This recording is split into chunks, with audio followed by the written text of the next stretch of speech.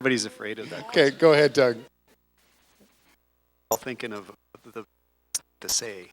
Obviously, by supporting, empowering, and encouraging the teachers and the administration to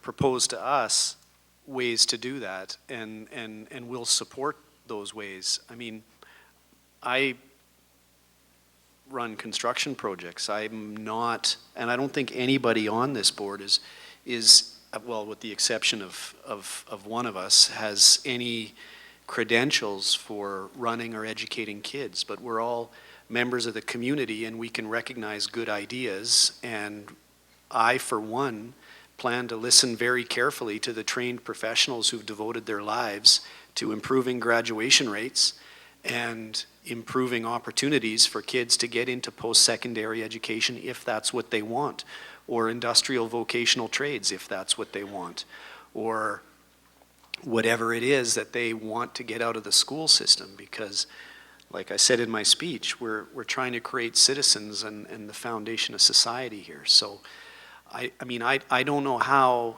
to make students want to learn. I know that was the difference for me. Once I realized that I wanted to learn, then it was easy. So how do you do that? I have no idea, but I know that there are lots of teachers out there that probably have really, really good ideas on how to do that. And I think all of us on the board are looking forward to hearing them, or all of the prospective board candidates are looking forward to. Okay, thanks, Doug. And first Liz, and then back to Janet. What would you do to improve graduation rates?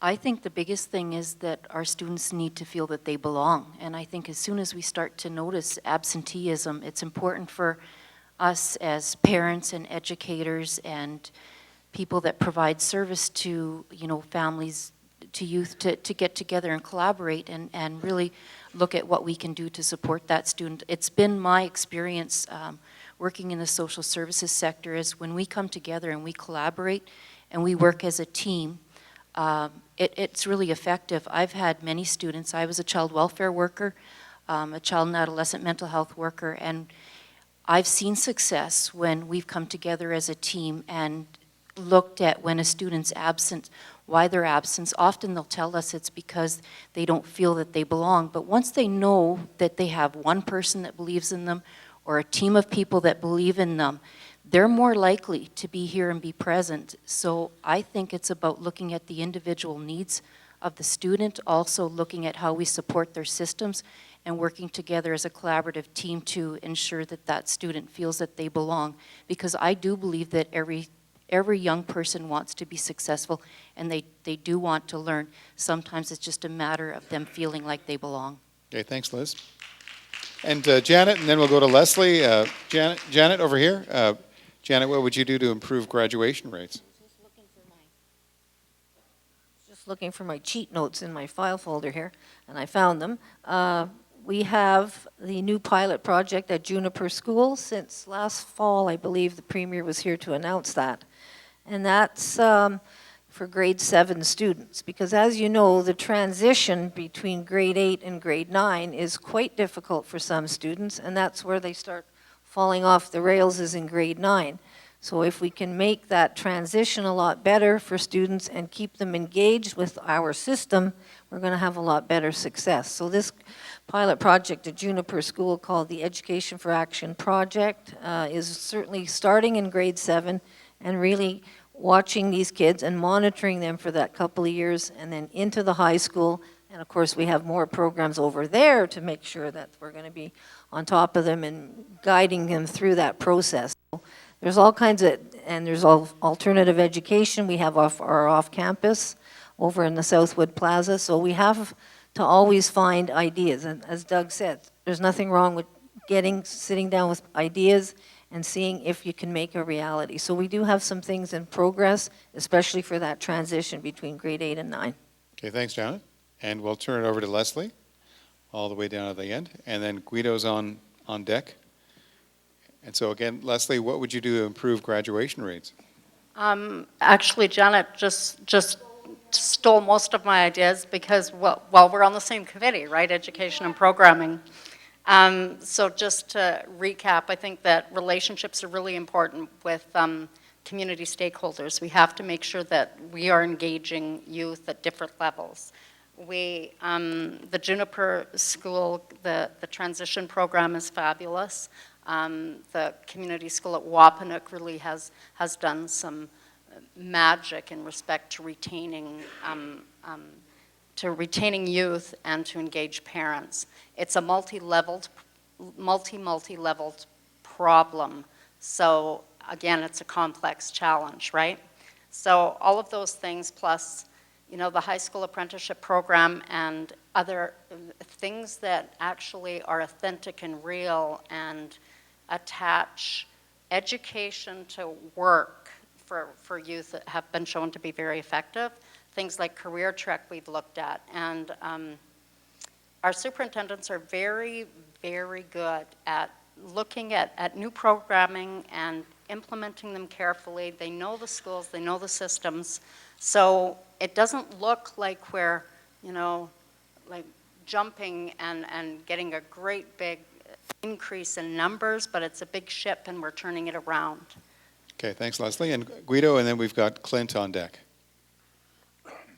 Okay, so we track these students when they come in from grade 8 and transition to grade 9, and I think it'll be a bit more work there. We test them with the provincials and see where they're at. It's just offering maybe even different a plan for the students, which I'm sure that we do already. I'm sure we can ask any teacher, and of course they're going to want every one of their students to succeed. So with that, if we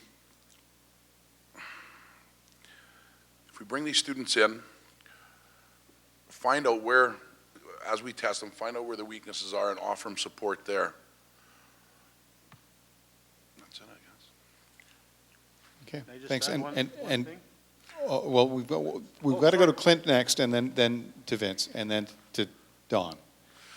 I know when I was in high school a number of years ago, I ended up dropping out because I just didn't feel connected to what was being taught to me.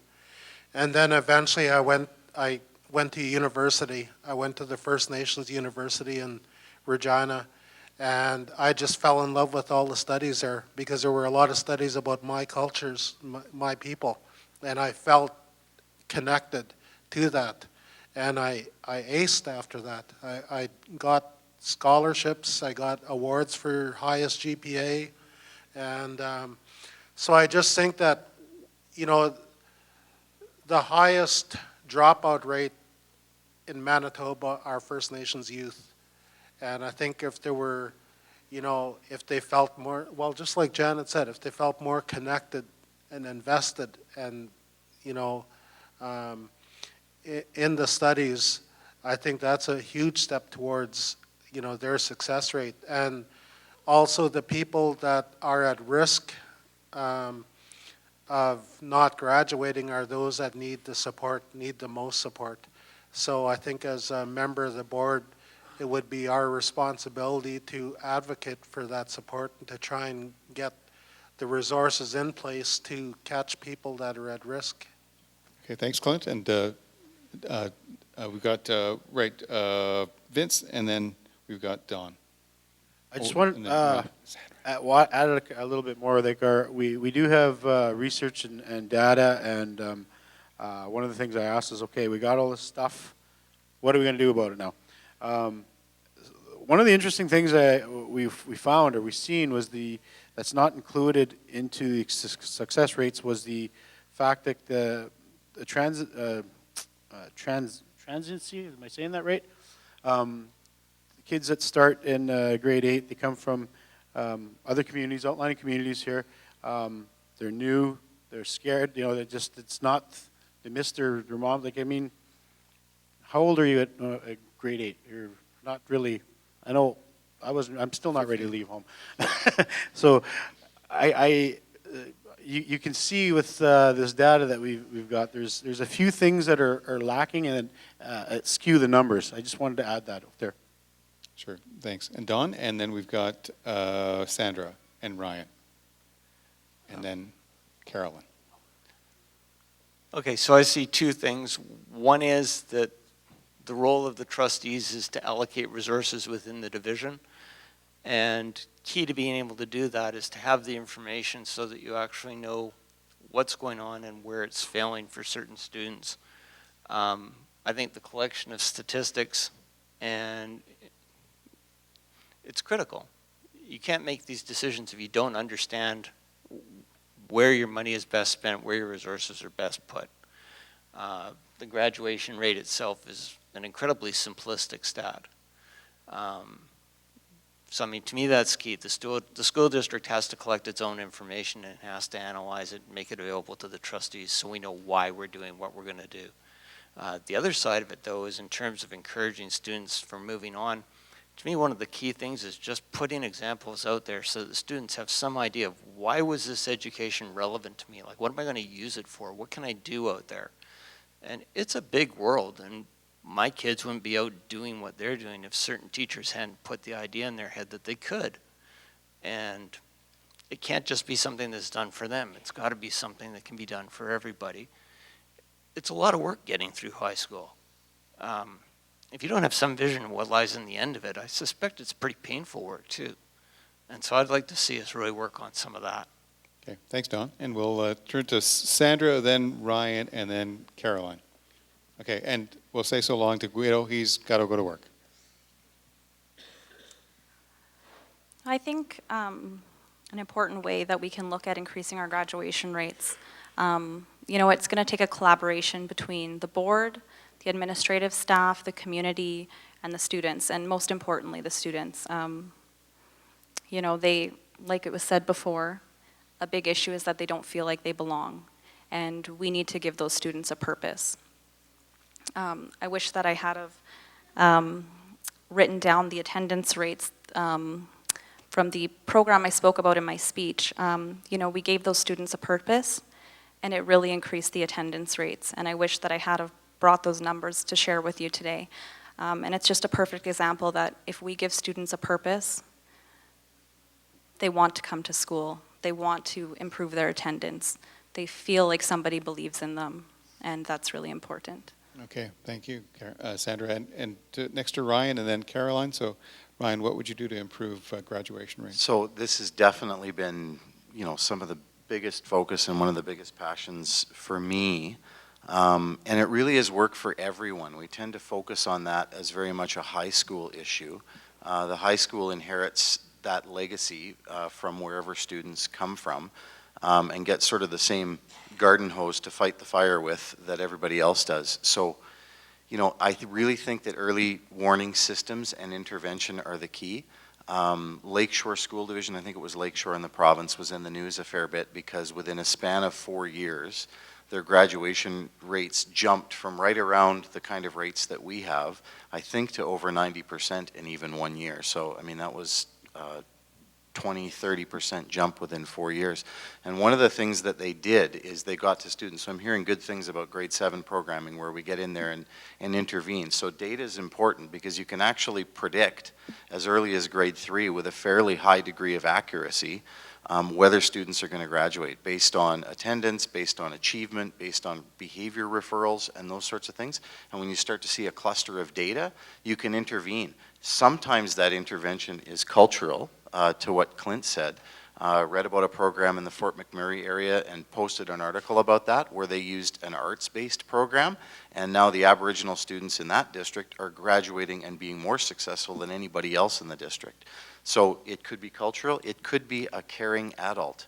You can actually ask somebody if they will care about a student, and that's not, I mean, teachers care in the classroom, but that's somebody who takes a specific individual interest in a child if they don't already have it. So intervention can also be tutoring and support, it can be counseling, those kinds of things. But to be really targeted as early as you possibly can to get kids back on a track, I think is something that can be really effective. Okay, thanks. And we'll turn it over to Caroline now.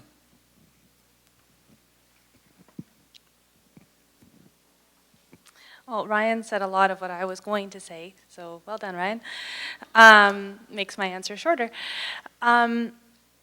As somebody, I'm going to speak from my heart a little bit here from my own personal experience before I start kind of saying why I think these things would work. I myself was an at-risk youth in Thompson. I see some of my teachers, I'm not going to look them in the eye because they're going, mm-hmm. But, it was the teachers that took the time, as Ryan was suggesting, that took the time to tell me that I mattered, that told me that I had a future beyond just the four walls of that classroom.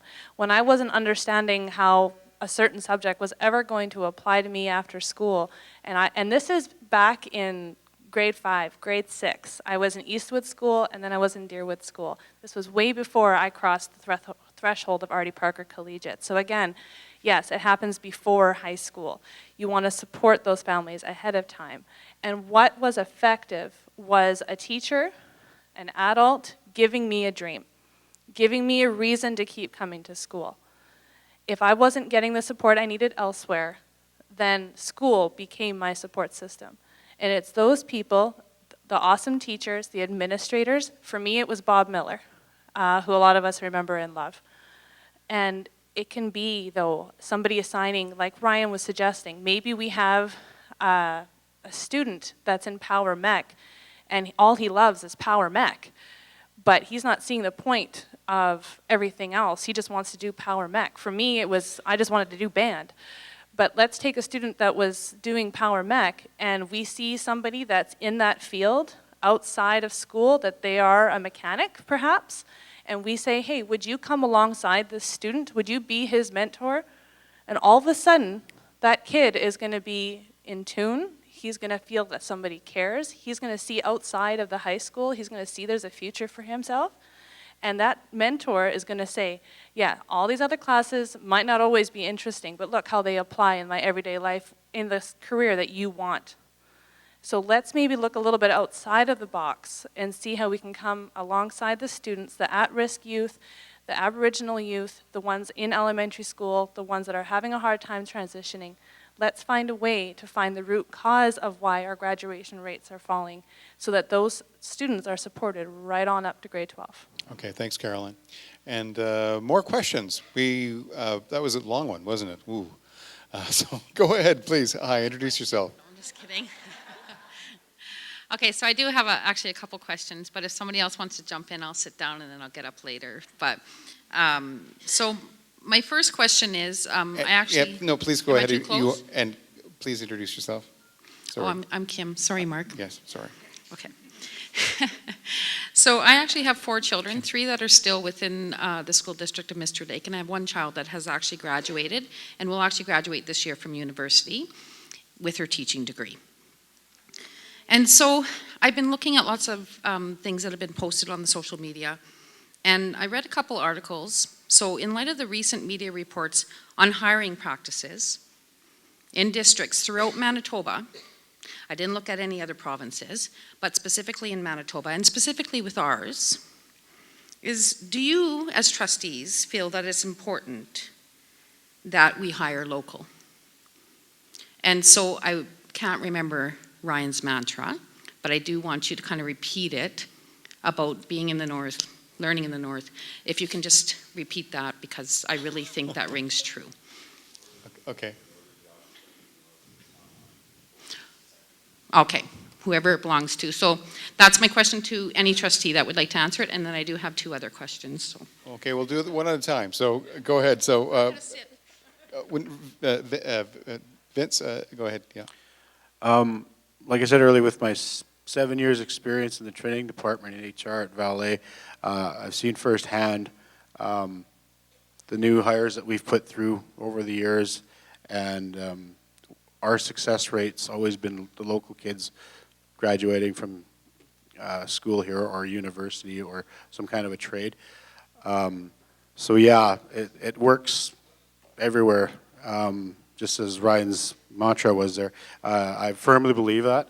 And it's not that we wouldn't go if we were in that position where we, you're no choice, you have to go out and hire outside, but I'm definitely a big team or believer in team building up your local talent to the point where everybody moves up, I guess, if you will.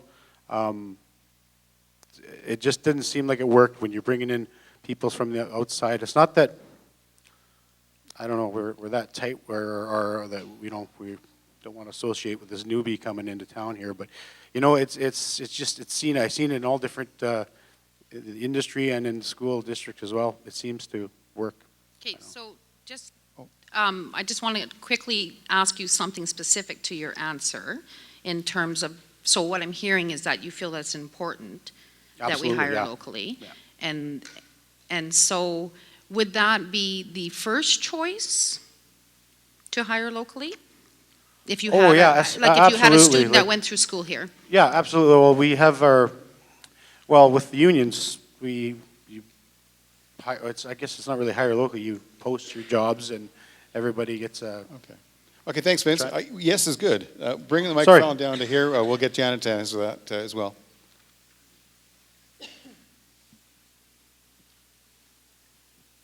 The UCN have been graduating Bachelor of Education students for probably, maybe this is their second crop that they've harvested. So we have hired the most recent numbers, about 5 or 6 of those students this past year, and before that, another several. So we have probably hired most of the UCN Bachelor of Education students in the past 2 years. However, that is not enough to fulfill our needs, as you know, Kim. So we do hire from across the country. I've been to the new teacher orientation session probably 3 or 4 years in a row now, and we have teachers coming from all across Canada, particularly the Maritime provinces, and lots of them come here thinking, oh, I'll be around for a year or two, and some of them are still here. So we hire locally, but currently that isn't enough for our needs, but we have been hiring locally for the past 2 years, pretty well all those UCN grads. Okay, thanks, Janet. And Sandra, you're next, and then Liz. I also feel that it is very important to hire locally. Like Janet said, it doesn't always work out that way. Sometimes you do have to hire from the outside, but we want to keep people from Thompson in Thompson, and we don't want people leaving our communities. So if we have the opportunity to hire locally, then we should be. Thank you. Thanks, Sandra. And Liz? Yeah, I just wanted to say that I'm in a position as manager and am responsible for hiring of people. And it is my preference to hire locally. For one thing, I get sick and tired of checking references. So I want people to stay. But what I think is most important, and I wanted to stress this because this has happened and I think it's so important, is that when all things are equal and you start interviewing people, it's when you're hiring people, you often have to hire the person that does best on the interview. You have an interview panel, so it is a decision made by more than one person. So when that happens, and when I can see as a manager that someone's coming through and is local and is interested and is invested in the community, I think it's really important for us to sit down with that person after the fact and tell them and spend time with them, like post-interview, what maybe you were looking for, what they could have answered better, providing those resources. I think it's up to us, right, and people hiring to make sure that even if on the first-time basis we're not hiring that individual as a teacher, I think it's important for us to invest in them. And sometimes it takes that time after the interview to let the person know what you're looking for, maybe what they could beef their skills up on, and so hopefully they're successful. And I can definitely say, being involved in that process and in hiring people, often the second or third time around, they become successful in terms of that process. So I think that that's really important, that we invest in people locally. Okay, thanks, Liz. And Leslie, I think, was the last, the next one. Leslie, go ahead. Yep. Hi, Kim. This year, I think we made 20-ish some hires, mostly from Ontario and the East, a couple from Southern Manitoba, and 6 from UCN. We've discussed this directly with the superintendents, and it is absolutely our first preference to hire locally. Absolutely, because in order to attract people, it's costly. They have to go on trips. We have billboards. We have for years and years and years tried to attract people to our community. We have a good contract, we have all these things in place, but nobody wants to come up north. If we can find somebody who's a northerner, absolutely number one choice. Okay, thank you. And we'll turn it back over to more questions. I think Kim had a couple more, right? So have at her, Kim. I do. Nobody else wants to go first? No? Okay. And so my next question is, I don't know which one to pick. Do you think that it is important to include in the curriculums issues such as domestic violence, family violence, addictions, and mental health? Okay. Adding those, since you've got the microphone, go ahead, Leslie. We're talking about violence and mental health, those issues? Yes, part of I the believe it curriculum. is very important, of course, in the health curriculum to include all of those. They affect people. People are experiencing them. The more knowledge and education that we have about them, starting at a young age, to be comfortable with the notion that it's okay to talk about it, to bring it out in the open, to break the silence. Absolutely. Can we get everybody on the board just to say yes? Would they at all? Good, that would save some time. Excellent. Good. Let's move on to more questions. Go ahead. Yes, go ahead. You're stealing my show, Mark. No, Come on now. that was a great question. Go ahead. I do have another question which I would rather not have a yes or no to, because I'd like to have a little bit of background to it. And so I would just like to know the trustees or potential trustees' position on suspensions in elementary school. Okay, where do you stand when it comes to suspensions in elementary school? Good question. And that one, I don't see any hands going up for. Oh, Leslie, there we go. Go ahead. Yeah. I just want to think for half a second. Now, do you know, I'm going to take the political stand here again, Kim, and I'm going to say that I think that it would be considered based upon the recommendations of the superintendent, which is based upon the careful discussions with the teachers and all the stakeholders in the incident and that sort of thing. I used to work in Kim's job, so I've seen many, many things. The youngest I've seen is a 9-year-old who attacked someone with a plank with nails pounded into it. That might call for a suspension, right? So I'm not saying yes and I'm not saying no. I'm saying it would be very dependent upon the conversations and the circumstances and that sort of thing. But I wouldn't preclude such a thing because I've seen a lot. Okay, thanks, Leslie. And anyone else want to? We'll go back to Janet and then Sandra. We're talking about suspensions in elementary school. I think it happens, Kim. I'm not sure how often it happens. Leslie's quite correct. When we hear about those types of incidents, there is mega discussion that has taken place before that decision has even been reached. Principal, vice principal, superintendents, we get that after all that other stuff has been discussed. I'm just looking here at my pamphlet, and I have as a goal for the future listed, continue to ensure that school district and Mystery Lake schools are safe places to learn for all students. So that has to be the bottom line. If a student is a threat to others, sorry, we have to figure out what to do with you. If you're impeding the education of others, then that is an issue that has to be addressed. I certainly am not going to be suspending kids who are maybe throwing a snowball or whatever like that. It would be very case specific, and it would have to, the decision would have to be based on the merits of the case. And we have, most of the stuff that we deal with at the board is usually the high school students. We haven't had too many at the board level with the elementary. I think a lot of that gets resolved at the local level, but schools have to be safe for everybody. Okay, thanks, Janet. Sandra, and then Liz. Hi, Kim.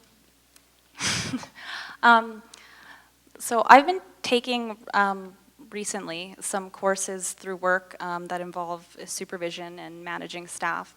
And a lot of the things that they teach you are that you can't correct bad behaviors by punishing them. They teach you that you need to be proactive about fixing issues with your staff, and I think it's similar with students. We need to find a more proactive approach. They teach you a lot that if you look for the good things in people and good things in your staff, or for instance, good things in your students, you tend to bring out the good behaviors, and it's, basically use it as a coachable moment, and you try to teach them good behaviors and hope that, you'll eventually teach them to stop those bad behaviors. That being said, of course, sometimes situations are very severe, and like Janet said, we do need to make sure that the students are safe. So I can't speak to every situation, and I do think that possibly sometimes it might be necessary, but when students are in elementary school, I mean, that's a young age. They still need to be attending school, and they still need to be learning. So I think we do need to look at proactive approaches to fixing those behavioral issues that maybe are causing children in elementary school to be suspended. Thank you. Thanks, Sandra. And Liz? I'm just going to grab the mic on the way by and try to shorten things a bit. Regarding the mic, go ahead. It's an incredibly complex question, and I think if by suspension you mean remove from school, I absolutely don't think that that would be the right thing to do per se. I think that remove from the classroom and possibly some special attention, if from what I'm hearing a 9-year-old is threatening the other students and disrupting learning, then something special needs to happen, but probably not removed from the school and turned over to the parents. I don't think that would be fair. I think we'd be shirking our responsibilities as a school board, but I agree with everything that's been, or as a school system, I mean. I think I agree with everything that's been said up here, that the students need a safe environment to learn in, but I don't think we could just send a 9-year-old home because he's prone to violence, or that's all I wanted to say. Thanks, Doug. Go ahead, Liz. Yeah, I just wanted to say that I've faced this issue many times as a child welfare worker. I actually, Trina could attest to this. Trina's one of our high school counselors, but her and I were child welfare workers, and working with children that came from abusive homes. So a lot of times our kids that we were working with did display violent behavior and were suspended. So I probably can't even count the number of times I actually had to go in front of the school board as an advocate for the kid that I was working with. And so my feeling on this is that if a kid needs to be suspended because of safety, I mean, safety has to be considered for all. I think that it should only be for a period of time to ensure that supports are put in place for that child, and that we should work collaboratively to try to ensure that, that there's a plan in place to keep that child safe. Because often if they're not in school, they may not be safe. So, I mean, they need to be considered. And the other thing is that we need to work with everybody that's involved in terms of trying to provide that safe environment for the teachers and for all the students. But I am an advocate for the children.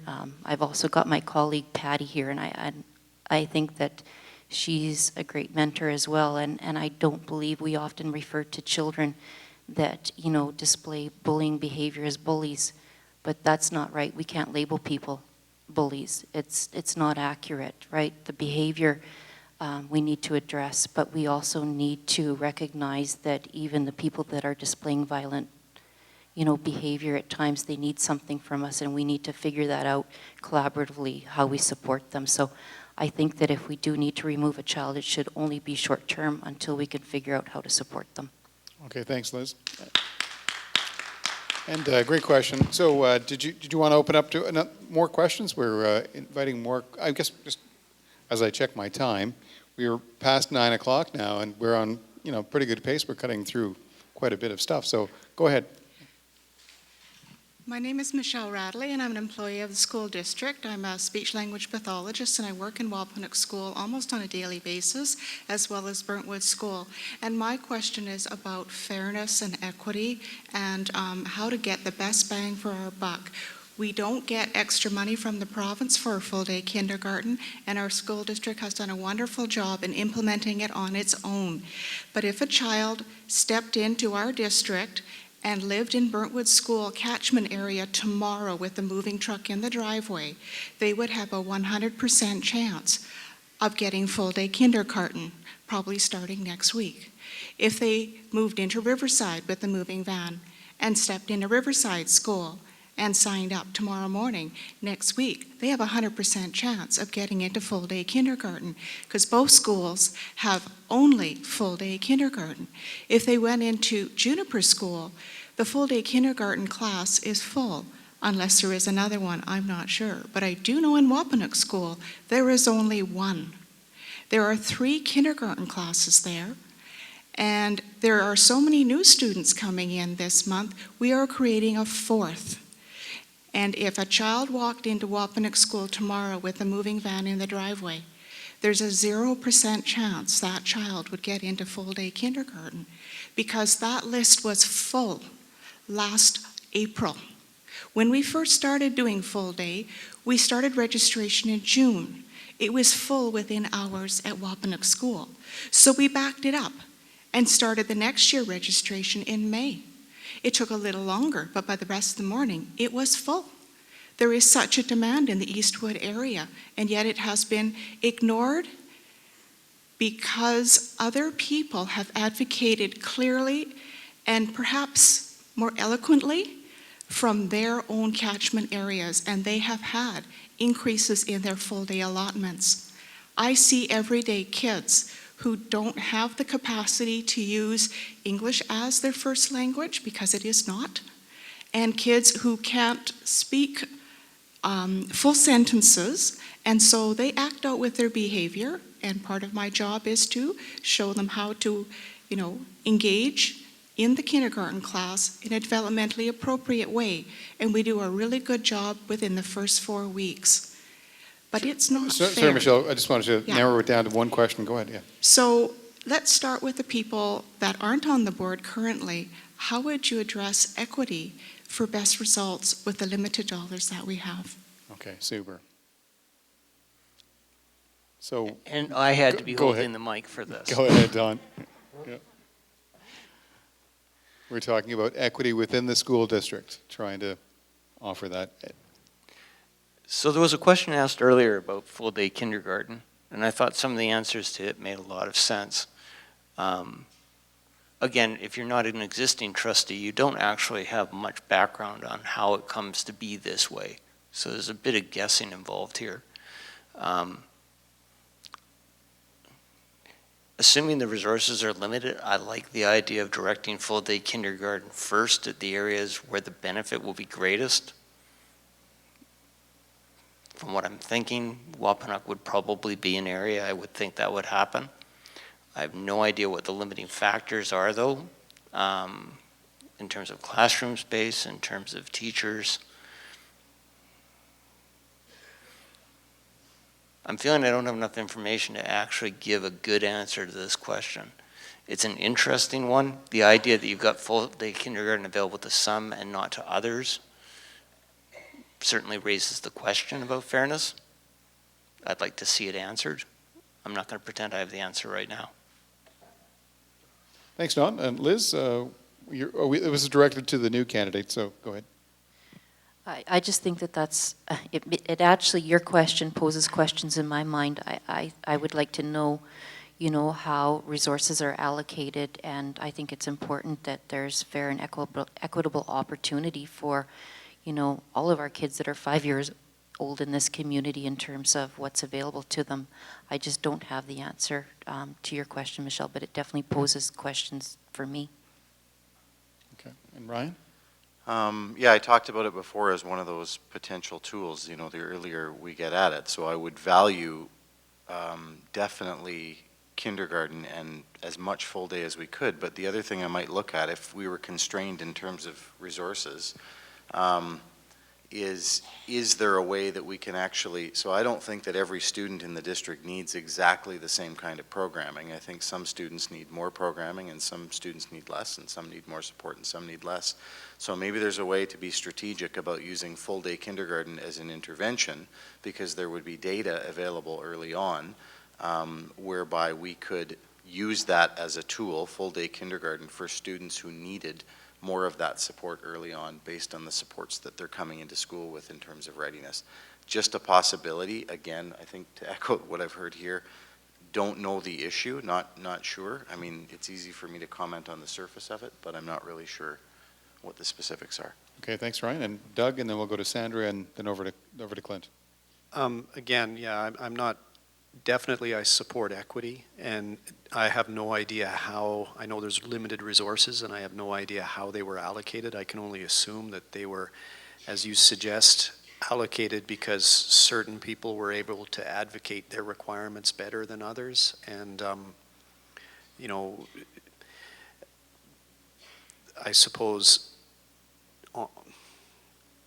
definitely I support full-day daycare, and definitely I support equity, but without knowing exactly how we got where we are, I can only say that we'll work to do better.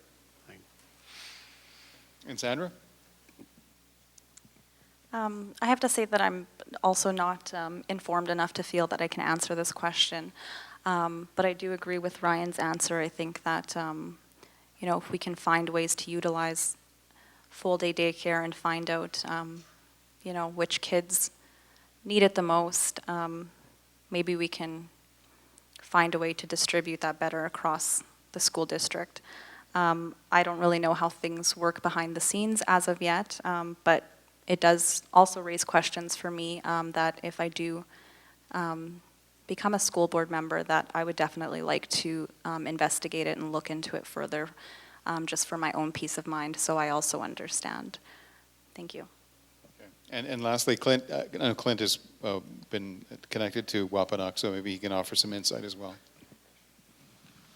Yeah, well, first of all, you know, my blood was beginning to boil when I was listening to this, because it's just insane, you know, and I would absolutely advocate for, you know, I mean, when you think about Wapanuk and you think about their surrounding neighborhood and how transient it is, and you got all these townhouses and apartment buildings that are overcrowded, and obviously there's going to, you know, the fastest growing population, First Nation transient, you know, families, and so there's an opportunity there to address that need before it gets out of hand. I mean, I would absolutely be on that. So. And lastly, we'll turn to Caroline. Yeah. Again, I have to voice that I just don't have enough information about how that decision-making process was done. I obviously, and I think we all want to make sure that the students in every school are getting what they need. And I think if there is a process that we can do, come together as a board of, whether it's past candidates and then the newly elected, I would really be interested in putting all the options out on the table and hearing from the different schools about their individual needs and the demographics of the students, and really just kind of have a research meeting to really figure out what is needed before another decision is made. But I think it's a really, really important question. Thank you. Okay, thanks, Caroline. And we'll open it up to the floor again and invite more questions. Or if not, we'll all just go home and put our feet up and... Okay, Donna, go ahead. Hi, my name is Donna Wilson. Thank you to the current trustees and to all candidates running. Public service is not an easy job, and we do hold you all accountable. And we will hold all the newly elected accountable as well this next term. What do you feel will be the new board's biggest challenge? Okay, big open-ended question. What do you feel will be the new board's biggest challenge? And we'll start at that far end. Just go ahead, maybe, well, go ahead, Carolyn. Yeah. Okay. It is Let you go first, but Okay. I get my thoughts. All right. Okay, For go ahead, sure. Leslie, yeah, no problem. Is that okay? Yeah, that's fine, yeah. I think the new board's biggest challenge will be actually the government at the provincial level, what's going on politically at the provincial level, because we're just like, we've got used to this. There's going to be an election next year. There's a lot of talk. There's a lot of fiscal restraint, fiscal downsizing in the government right now.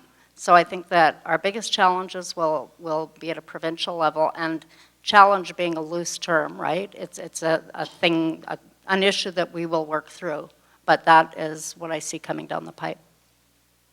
Okay, thanks. And back to Caroline. And Thanks for giving me a minute just to kind of gather my thoughts here. At a local level, I think some of our biggest struggles will be continuing to have transparency a bigger priority.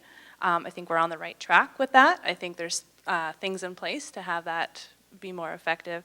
Along with that, having stronger relationships with the stakeholders, with the community members. I think locally, those will be some of the bigger issues. On a bigger scale, I think some of the issues we've already discussed in terms of, bullying and lower attendance and lower graduation rates. I think that's across the province that everybody's really struggling with those issues. And I think if we continue to kind of come together collectively with our ideas and be communicating with the public, I think we can come up with plans to kind of tackle each of those individual issues. It's a really good question, Donna. Thank you.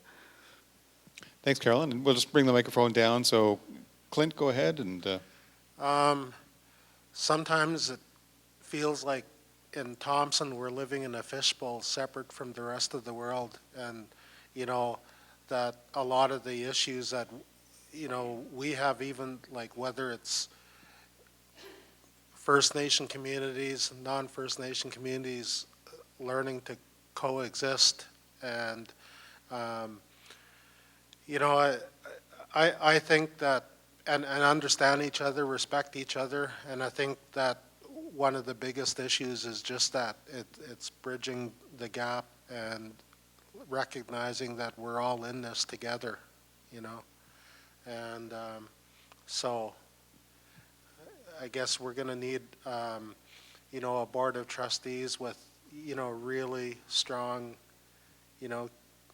communication skills, as well as very open-minded people willing to having a real desire to build a better community. okay, thanks, Clint. And Vince? Pardon me. I guess just getting the new trustees that are coming in, it's just a little advice. It's when I first became trustee, I had all these thoughts about what a trustee was and is, and boy, was I wrong. There's there's a lot of right now. I think to answer your question better, the big one I see, the biggest hurdle for us is government funding from the province in the next few years. The province always tells us they're broke, and then they set the bar a lot higher for greater expectations. One particular one that I found with the Minister of Education was the fact that we now have to somehow police having students stay till they're 18 years old. Not that it's a bad thing, it's great, but this is what we want done, figure it out. You guys go do it.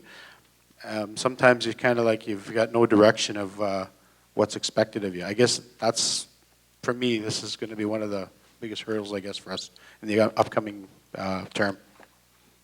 Okay, thanks, Vince. And Don? So I can actually see all of the things mentioned so far as being challenges, but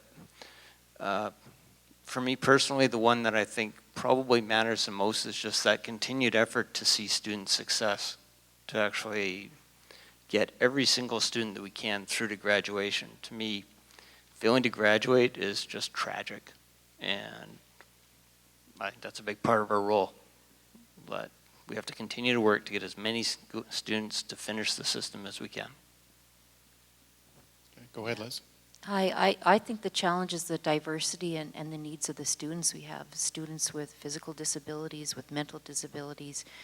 We have, many children coming into our schools where, English as a second language, and we need programming for them. We have truancy issues. There's just so many diverse needs of our students and our youth. I think the hardest thing for us as trustees is taking a look at what our priorities are. I think that that's a real challenge for us, because we are faced with fiscal restraints, and we are responsible to maintain a budget. We're responsible to, our school administration, and I think we need to really work together to figure out what the priorities are so we can tackle problems, one at a time and be effective and efficient. Thanks. Yeah, as you said, I was writing down prioritizing the what, because I often think that, the board responsibility is about what we'd like to see the school district doing on behalf of the community and on behalf of students, not necessarily the how. I mean, that's where the experts come in. So coming together as a team, because we're all going to come around that table with 7 sets of priorities, and to sort of form a common agenda and shared sense of purpose, because we could probably spend 4 years talking about what those priorities would be if we can't come together as a group. So I actually think that'll be a significant challenge. And then in terms of implementing those priorities, implementation is often where things sort of fall down. There's not that many bad ideas out there in education. There's lots of good ideas. Many of them are supported by research, and many of them worked somewhere else. Many of them didn't, though, too, and it's often down to implementation. So making sure that the resources and support are there for people to implement effectively. I would agree with everything that everybody has said up to here, that there are lots and lots of challenges that we're going to face in the next 4 years. I think if I had to pick one, I would have to agree with Liz and Clint that the diversity of our population is probably the biggest challenge that we'll face. We have a very, very diverse population in Thompson, whether it's the people that come in from the remote communities looking for an education, or the transient population, whether that's construction workers that are here for a short period of time. We have a strong population of people that are new to Canada. We've got some very large employers, Manitoba Hydro, Vale, and we pretty much run the gamut of income levels in this community as well. So the diversity of our population also connects with what Ryan said. We're going to potentially have a very diverse board as well, with completely different, we all hopefully have the same common need, or goal, which is the education of kids. So I think from that point of view, we should be able to find some common ground, but there's some different backgrounds up here. So just finding a united voice and a way to manage a limited budget and to try to meet the very different needs of a wildly different and diverse population, I think that's going to be our biggest challenge. I think with the new board, one of our biggest challenges is going to be something that we touched on earlier, and that's increasing the graduation rates. It's not something that we're going to be able to change overnight, and it is going to be a long process. It's going to take a lot of teamwork and collaboration between the board, the teachers, the students, the community, and I think that the biggest challenge in that is that people trust in the board and our decisions, and they believe in us, and they understand that it is going to be a long road to success, and it will take time for us to make that change, and yeah, I feel that will be one of our biggest challenges. Thank you. I'm afraid there's not much left to say. It's all been said by just about everybody. I agree with Vince. We did have our new legislation. It's about 3 years old now. Keep those kids in school up to 17 and 18, but we're not giving you any money. That's not very nice, but that's what happened. And in terms of the diversity, we can see that in Thompson. You look around, we have a mosque in Thompson. It's been a few years in the making. And if you just walk around in the malls and whatever, you just see the diversity in our population every single day. So that is a challenge for us. So we have these competing interests, trying to get our curriculum that the students need to have, and just lots of issues in our division that perhaps other divisions may not be facing. But yes, the graduation rates for me is still the number one issue. Okay, thank you, Janet, and thanks for your question, Donna. And, well,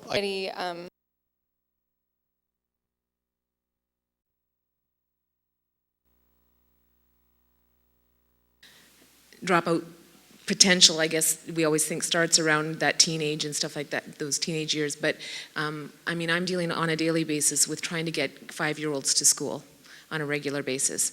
I've got kids in grade 3 that have been maybe in school for half a year. So it starts much earlier than that. And I know Ryan had touched on that, like, you know, the grade 3 stats and stuff like that, but I just don't want that to be forgotten. Trish, you had a question. Yeah, I know. My question's sort of difficult. You guys were sort of getting into it, actually, and it was Vince sort of said something that kind of brought it to my attention. He said that, you know, the government sort of says, okay, this is what's going to happen, you guys figure it out. And that's kind of where my question lies, is how are you guys going to figure it out? You each come to the table with your different backgrounds, your different experiences. Some of you probably hardly attended school yourself when you got to high school. I mean, you, and I'm not trying to be judgmental, but I mean, we all have different experiences, right? And we base our opinions and our, you know, we each have our own little agendas, I guess. But we have to always remember that there's these little people that are being affected by the decisions that you guys are making. And I sometimes, as a person that's been in the education system my entire life, think it's kind of crazy that there's this board of 7 people that make that don't necessarily have anything to do with the education system other than they went through it, you know, a million years ago, that they're making decisions that affect my work, but also the lives of these little people without all the information. So, Tricia, I want to help you here. Could we just simplify it to say I know, that, but this is important to me. could we just simplify it to How say, are you right. going to get the information that you need? Vince said, with no direction. Who's going to give you the direction? Is it just the superintendent that you get the direction from? Is it just each other that you get the direction from? How are you going to get the direction from the public, from the teachers, from the students, from the people that are being impacted by the decisions that you guys are making? Right, could we How just are you gonna simplify get to say that what's your approach to decision making? Would that work for you? Am I just simplifying it for you? Sure. I want to know how. I want to know how. I think it's time that we think outside the box a little bit. And it's not just about sitting around a table and coming up with decisions. Or with answers. I want to know how the individuals here think that they could start to approach the issues in a different way, I Okay, guess. let's try to get some answers now. Okay, go ahead, Liz. Yeah.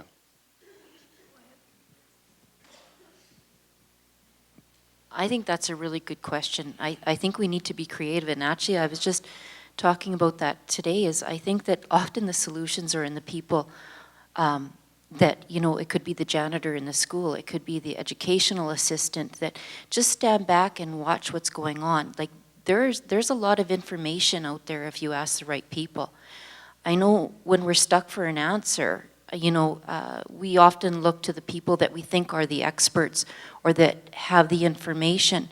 But often if we, you know, just take the time sometimes to even ask the kids, like I said, it could be the janitor, could be the EA, it could be, you know, the person serving the food in the cafeteria or the bus driver, or I think that we need to, as trustees and people that are, we're responsible to bring forth like public opinion.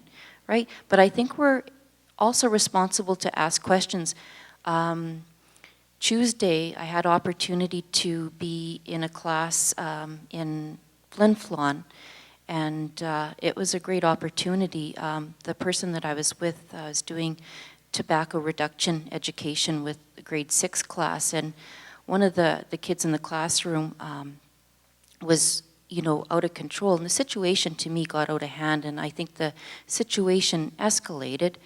And it took the EA coming in that had a relationship with the kid that really helped to solve the issue. What was going on, you know, the presenter wasn't able to present. The other kids weren't, you know, focusing on what the presenter had to say because they were concerned about their classmate that was somewhat in distress. And here walks in the EA, and she was an older, gentle lady, obviously had a relationship. sat down beside the kid, calmed him, and the presentation went on.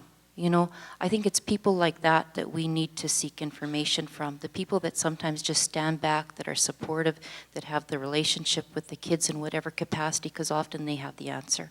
Okay, thanks, Liz. Anybody else? Vince? Yeah. Okay, so that was one example, the one I gave you there, where we were basically, it was like figure it out. But in all honesty, for anything else we've ever had discussions with, yes, some of the stuff comes from superintendents. The other stuff that's governed through that comes out of the Minister of Education is lobbied and with resolutions that come out of our AGM every year in March that it's our homecoming, if you will, with all the Manitoba trustees. That's where we take the public's, like, I want full-day daycare, or kindergarten. I want early literacy at 1 to grade 2, and whatever that thing looks like that you want out there comes to the trustees, and we, I guess, make resolutions. And help me out, Leslie, here if I'm blabbering out. Is that basically, in a nutshell? I'm trying to make it simple without blabbing here, like I'm being a fool here. But anyways, it's I guess I'm trying to answer your question, so it's not like, yeah, we just sit back and drink Kool-Aid all night and have a great old time. There are important decisions that are made, and they are done with research involved. I kind of said it earlier when I said with my last 4 years, meeting the Minister of Education, the MASBA director, Mass director, those are resources for trustees, even the new ones coming up.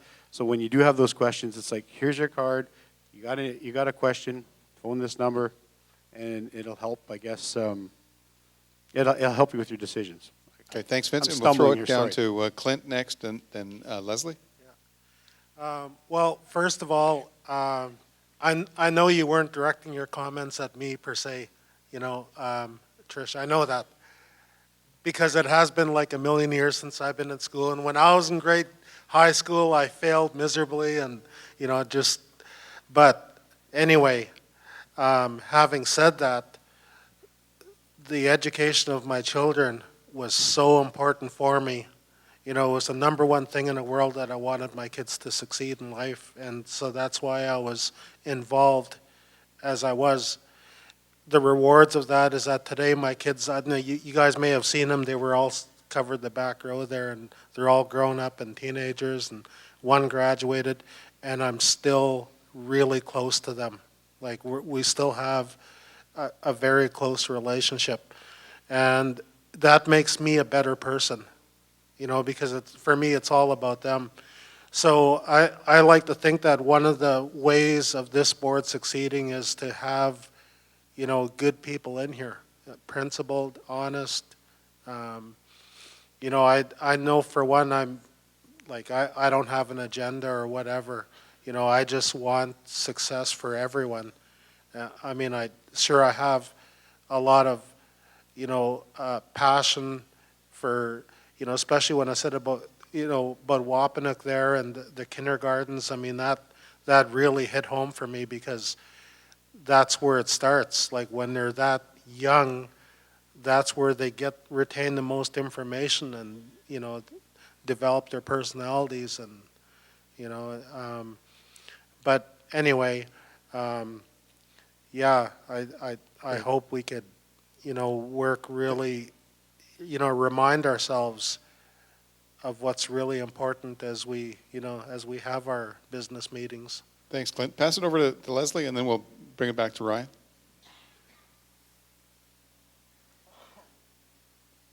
Hi. Is the question, how do you get the direction to make your decisions? Sorry, Trish, you got to get to the microphone. Nobody else can hear you. I'm just not quite sure of exactly what your question is, Trish.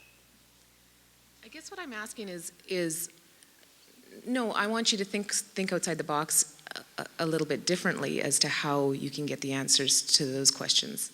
Right. And by the way, Clint, there was no it's all about diversity. It's all about diversity, and everybody brings different things to the table, and that's what I believe in, right? Because we learn in many different ways throughout our life.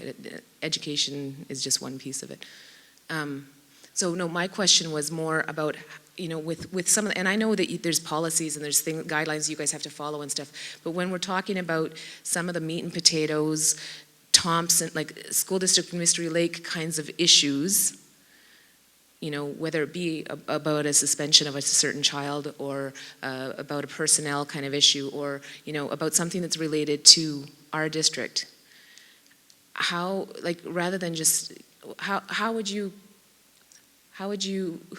who would you go to as resources, I guess, or how would you find out what's kind of really going on, or how the public feels about it, how the staff feels about it, that kind of thing? Okay, thanks, Trish. Let's hear from Leslie.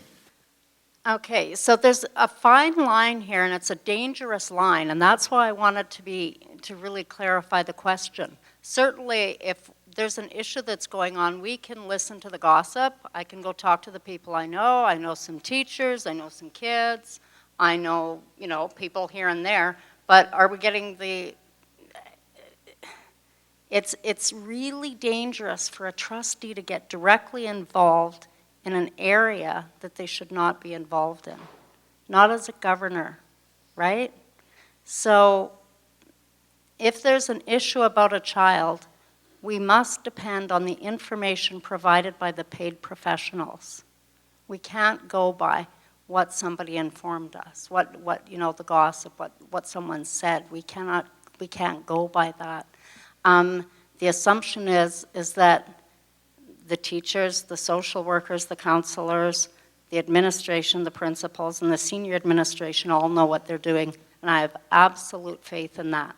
Now, in order to bring in, besides the boring, dry, dull policy governance, blah, blah, blah stuff that, I'm kind of famous on the board for being very boring, the attendance, like I said in my speech, the attendance at the schools, you really get your finger on the pulse of a school if you attend the activities, if you sit and you watch, and if you're participating in the events, if you read to a kindergarten class and you go back and you see the science experiments in a grade 3 class, that sort of thing.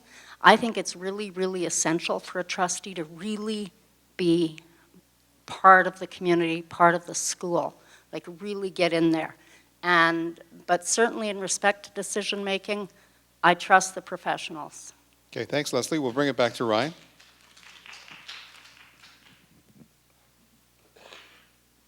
I've said in a couple of different places that I always find this a little bit ironic, and what I heard from the beginning that was maybe motivating your question initially was that you were concerned about forgetting about the little guys, those students, right? The people who will be impacted, and I think what you're asking for is that we really do keep them at the forefront. Ironically, that's exactly where we're supposed to be focused. And then the other piece that's ironic about that is we don't have a forum where those little people will make sure and ask us questions and help us set a mandate. So I think to Leslie's point, that's where it is important to get into schools. It's the only sort of governance structure that I'm aware of that your main constituents never cast a vote for you, other than if they happen to be 18 at the time and maybe in grade 12. But that's a piece for us to really balance. I mean, I got questions about union relationship. We're here to hear from teachers tonight. We'll hear from community members. And we'll try and balance all those things, but we really have to keep kids at the forefront. So, that finding a way to listen to kids is important too. Innovation, absolutely about innovation. That's where the learning comes in, where we have to be learning all the time. We definitely rely on the professionals within the district to help us learn. And that's about hiring. It's also about making sure that we hire people that bring in novelty and bring in new ideas and then nurture those, because they can often get pushed away because everything's scary at first. So find out where there is something we can introduce, and I'm all for trying and failing sometimes and then failing better. Quote I use Thanks, Ryan. We're going to throw it over to Doug, and then I see another question, so throw it over to Dawn and then Sandra. It's going to take a while, so go ahead, Doug. I wanted to say that that I don't think for a second that I'm being elected to run or get into the details of the operations of the school system. I'm not qualified. What I want to be is an advocate and a supporter of the ideas and to be involved in the decision making. I don't intend to put, wild ideas on how to teach kids forward, but I do expect that we'll be involved in various decisions that are brought to us by the trained professionals within the school system. I like what Clint said earlier about this being kind of this weird. I used to say to my friends far away that Thompson's not the edge of the world, but from the roof of my house you can see it. But I also believe that we're not the only people in the world that face these problems. So maybe the out-of-the-box piece that it might be reaching out to other communities in the north to see, and not just in Manitoba, on how they address some of the challenges that they face, and maybe we can put forward other solutions. But really, at the end of the day, it's the decisions and the details and the operations have to come from the trained professionals that run the school system. Okay, we'll go to Sandra, then to Dawn, since proximity sort of wins this time. So I'm going to use my work as an example here. My job, I deal with new deliveries, so building houses and apartment buildings, those kinds of things. And our first and initial contact when we're planning is we always go to our property services staff. They're the ones who manage those units, and we go to the tenants because they're the ones who deal with those units on an everyday basis, and they have the expertise as to what works and what doesn't. And I think that's the same in any situation. If you're making decisions, that you need to do your research and you need to ask the correct people and find out the correct information and go to the professionals that deal with it every day before making an informed decision. Thank you. Okay, great. We'll wrap it up with Dawn and then take another question. Yeah, I think I actually, at this point, just tend to agree with almost everything that's been said. It really comes down to having a corporate culture where you know and have confidence that the information is reaching your trained professionals and you can turn to them. I think we've got a management team that I have a lot of faith in. I would expect that I would be able to rely on that. But in terms of the bigger question of just what would form my opinion, I think as a trustee, one of the things you should be looking at is what are other people doing? And I think Manitoba Association of School Boards helps with that. I think the other northern divisions really face very similar issues. I think there's a lot to be learned by other people. I know in my work, we're a small province, and one of our lines is see what other people are doing and shamelessly copy what works. Thanks, Don. And we're gonna go to another question because we're closing in on 10 o'clock now. Man, we've been doing really well. The crowd's thinning, so I don't know. Show of hands, how much longer did you want to go? Another Please 10? let me ask my question, because I'm dying. Oh, to right, know then, this. show of hands, shall we close after Donna's? Well, we'll close after Donna. So Donna, You can call me the bad you have kid, the ultimate okay? question tonight. Go ahead. Carolyn, you mentioned earlier the elephant in the room. I think that was a really small elephant, because I think there's a really big one here. Ryan, you were fired from this very school. Now you're sitting up there running for school board. I want to know why you were fired. I do. I resigned, and you probably know as well as anybody else in the community that neither I nor the school district can comment on that. We came to a point where I resigned. It really has very little to do with why I'm here today. Why I'm here today is to be considered for trustee for the school district of Mystery Lake, and because I feel like the work that I started isn't done yet. Okay. I'd like to support the finishing of that work. Okay, so if it can't be said, can I have an opinion on something? I just want to say that my opinion, if you did something wrong, I don't think you'd be sitting there running for school board. That's just my opinion. Okay, fair enough. Okay, well, with that, that really does conclude this evening's forum for school board. I encourage you to vote. Coming up next, not next, the 22nd of October, Wednesday. And thanks to our trustee candidates. Thanks so much. A big round of applause for everybody. Have a great evening.